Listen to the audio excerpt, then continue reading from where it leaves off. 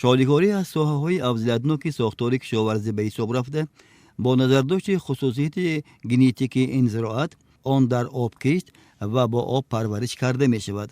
از این لحاظ شالی در موضع‌های از آب دائمی فراوان مطابق و دارای حاصلناکی بلند می باشد. با شالیکاری امروز اساساً نفران شغل می ورزند که در کشت و استحصال شالی تجربه بای و شوق و رغبت داشته تمام نازک‌های آن را از بر کردند.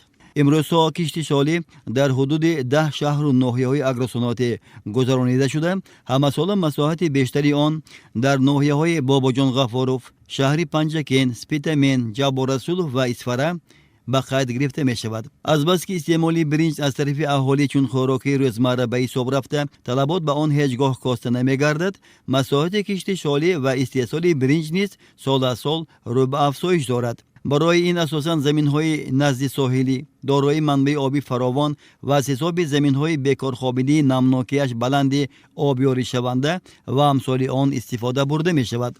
در مقیاس ولایت نوع‌های گوناگون شالی کشت کرده شده. برنج با نام دیوزیره و برنج کنجه بین اهالی معمول‌ترین به حساب می رود. ساکنان هر یک منطقه ولایت به برنج سالهای طولانی استفاده کرده ایستادهشان توجه دارند و همه سال همان نوع را مورد کشت قرار می دهند. الحال دروی شالی نوی پیشپزک آغاز ادامه دارد و نیمه اولی ماه اکتبر دروی میدان اساسی آن آغاز شده آن با سرعت انجام می‌یابد. زیرا بارشات و نامساعدی منبعی هوا به تلفات حاصل شالی دریافت شده میتواند مساعدت کند.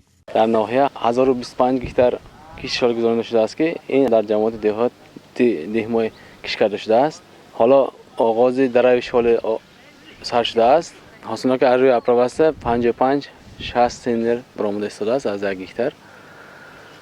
حاضر جگه دهخانه که نوهای پیشپزک کاشتن در روی شالی آغاز شده است. در ناحیه نوهای کنجه بسیار کشت کرده می شود. در زمین هایی که زیر آبیش دیرتر از آب خالی می شود نوی پیشپزک کاشته می شود از سابقه که و تیز پخته می رسد. طبق دستور سپارش پیشوای ملت خواجگی اهالی برای ذخیره 2 ساله شالی گران ذخیره کرده میمونند. هر در وقتی که ضروری هست آنها به آجواز برده برنج کرده میبرند. شالی خصوصیت آن را دارد که میته نمیزند و سالهای طولانی قریب 5-6 سال تا 10 ساله می ایستد.